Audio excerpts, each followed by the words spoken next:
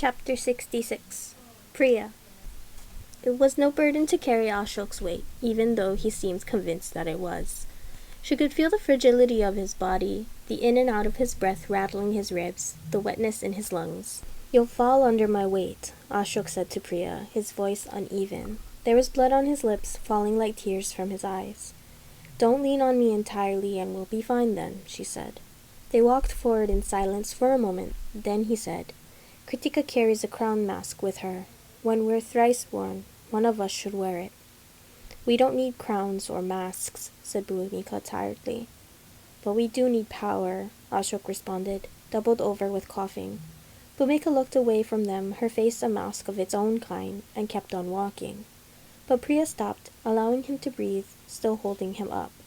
He was going to be fine, she reminded herself. Once they had passed through the deathless waters, his strength would return to him. "Priya," he said after a moment. "Priya, you need to know." "What?" "I killed Chandni, or as good as killed her. I left her tied to the rot riven tree, and Senthil. The elders are all gone. We're all that remains. Dead. Chandni, dead." The words rung in Priya's head like a bell. "I killed her. I left her tied to the rot-riven tree. I killed her." She couldn't speak for a long time. Then she forced her tongue, her lips to move, even though they felt leaden. "Why are you telling me this? Do you want me to be happy about it?" "I just wanted you to know," Ashok murmured. "By soil and sky, why?" "It's your right to know," he said. "Consider it my deathbed confession."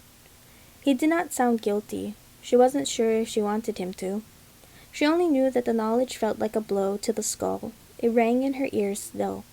She couldn't think around it, and yet she tried. What was the last thing she had said to Chandni? How had Chandni looked at Priya when Priya had left her? She couldn't recall it. She hadn't thought she would want to. She was an old woman who was dying anyway, and you're not afraid of killing. I should have expected it, and I shouldn't care. Priya's throat felt thick. It was hard to force the words out. "And I wish I could say that I don't know why you're like this, why you always gut the heart out of me over and over, but I know why. I lived through our childhood too." She looked away from him. "We're here." They stood at the base of the Hirana. Bhumika gave Priya a level look, and Priya shook her head.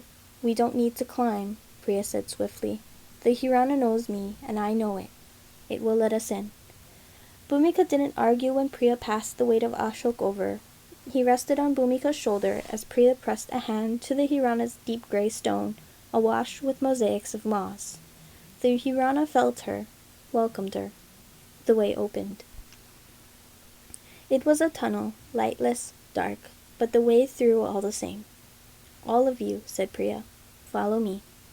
They walked together into the darkness. Priya could smell the deathless waters growing closer, fresh and sharp as cold night, the liquid cosmos of them almost within their reach.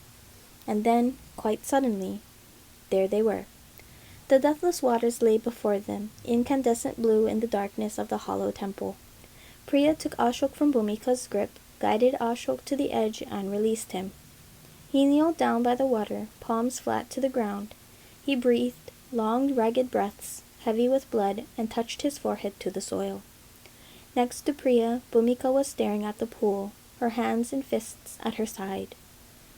The rebels milled behind them, terror and wonder on their faces.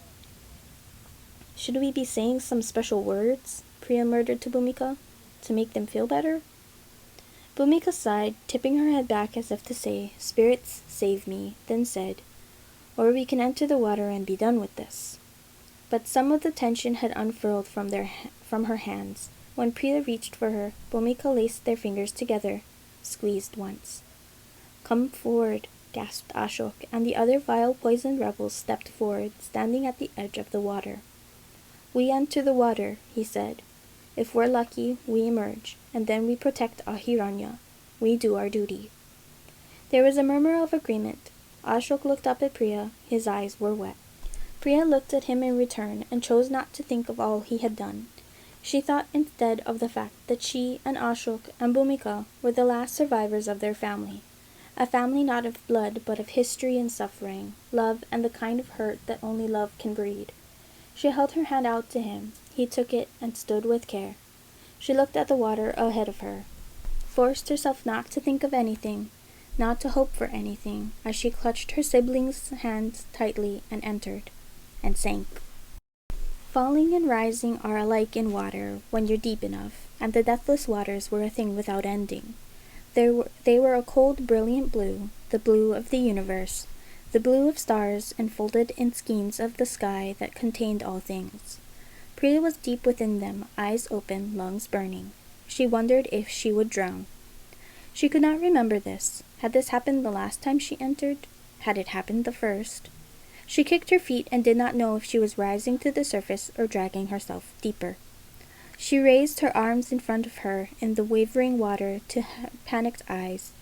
Her skin was like shadow, the shade thrown between great trees, deep darkness blurred to the charcoal of light beneath dappled leaves. She couldn't breathe. She kept kicking, kept struggling to rise when she didn't know what rising was. But eventually she could hold out no longer. She opened her mouth and sucked in a burning breath and drank the waters, drank and was consumed. She lifted her head, gasping for air. It took her a moment to realize her lungs were not burning. The water around her was dark, but within it floated the roots of lotus flowers, swirling and twining. Within them were bodies. And there, before her once more, was the Yaksa. It did not wear her face this time. "Ah, sapling," it sounded fond. "You like this face better. I knew you would." "You're not her," whispered Priya. "Please, don't be her. That isn't what I want." The Yaksa shook its head. Malini's dark curls floated loose around its face, and its elegant bones and fathomless eyes. "But you do," the Yaksa said. It touched her cheek once more, drew its fingers back, and wound about the tip. Priya saw a thread or a root, a thing of blood and green twined. "I know you. We're bound, you and I. So I know." "Please," Priya said again. The Yaksa shook its head once more, and Malini's curls blurred into a halo, and the Yaksa changed. Deep marigold eyes, hair of coiling vines, rose-wet red mouth. A smile that was all thorns, sharp as points of light. It was both beautiful and like a woman deep in the throes of rot. Its head was tilted, gold-petaled eyes fixed upon her chest. "What is worship?" the Yaksa asked. She knew this. "Hollowing," she said. "It is—" and she trailed off, looking down at where the Yaksa gazed. Her shadowy chest was a cavity, a blown-open wound. The wound was covered in a profusion of petals. The bones were angular striations of wood. The blood a clean and sweet sap of leaf. Within it lay a pulsing heart of flowers. She looked at what had been her heart, thought of Ashok's words when he had called the Yaksa a cuckoo in the body. She remembered the tree behind Chandni's hermitage. The Yaksa raised a hand. Neatly, it snapped a finger free and breathed upon it. The finger was wood, and it curved and sharpened, neatly carved by the Yaksa's breath. Even before the Yaksa held the knife out to her, Priya knew it was sacred wood, a thing born from the sacrifice of the Yaksa's flesh and blood. And she knew, with a horror and hunger that shook her, what she was expected to do. "Hollow yourself," the Yaksa said. "I can't. How can I?" "Every time you come here, you do this," it said in a voice both gentle and utterly cruel. "Every time the water fills you from head to toe, and you ask yourself the question, 'Shall I allow the water to obliterate and remake me? Or shall I hold all my mortal flesh tight? Shall I keep this soul contained in the vial of my flesh, this poisonous body bound to death, or become one with the waters of the universe?'" Was this why the others had died? Because they'd been unwilling to make the sacrifice, to be less or more than human? She'd fought to be here over and over, and now she was, and yet her shadow of a hand trembled as she reached for the knife. As she placed her fingertips upon it, they burned. "This is the only way I can be strong enough to save Ahiranya," she whispered. "This is the only way I can save my family." The Yaksa said nothing. Priya took the blade, held it against her own skin of shadow, her skin of soul, and cut a place for the magic. There was no pain, only the feeling like air leaving her lungs, like water rushing in, and then fire. And then the clear light, green and pure. In her throat something caught, something of the mortal soul, something of lifeblood. The flower she'd given Malini, a needle flower. She placed a bit of her heart inside that. "I can't give you everything," she gasped out around the drawing wound of it. "I don't have it any longer." "No matter," the Yaksa said gently. "No matter, sapling. We have enough." She thought of her heart's blood, of love and fury, and the sweet place in between, where thoughts of Malini dwelt. And the bloom, the sapling, that was her own magic, grew and grew, until she knew she was not exactly Priya any more. Perhaps she never had been. Perhaps from the moment she'd arrived on the Hirana as an infant, the deathless waters had been remolding her from within, making her a vessel for their magic and their voices, discarding all the parts of her that made her mortal woman with a simple mortal heart. "This, too," she heard the Yaksa say, "can be hollowed away in time." And then Priya was in the water once more, cold and brilliant and blue, and she was kicking her feet. She knew the way now. She was remade and whole, and she knew how to rise.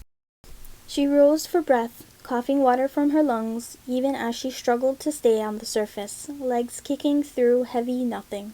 She swam to the shore and dragged herself up. Bhumika was already there, her hair sodden, her face mottled with cold and relief. "Yaksa," Priya gasped out, and Bhumika turned her head with firm hands.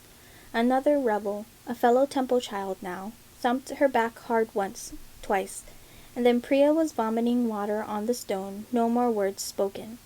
She couldn't remember what she intended to say, but her cheek burned with the cool fire, and she could not forget the feeling of roots and flowers rising up where her heart should have been, unfurling the way to her soul, a hollowing. But it had felt right. It had felt glorious, and she had learned something in that moment of change. Something about what it meant to be a temple elder. Something about what it meant to serve the Yaksa. Something that was already fading. She clung to it tight and felt a pain sharp in her cheek where the Yaksa had drawn its nail across her flesh. The pain held fragments of her memory down, like a stitch through cloth.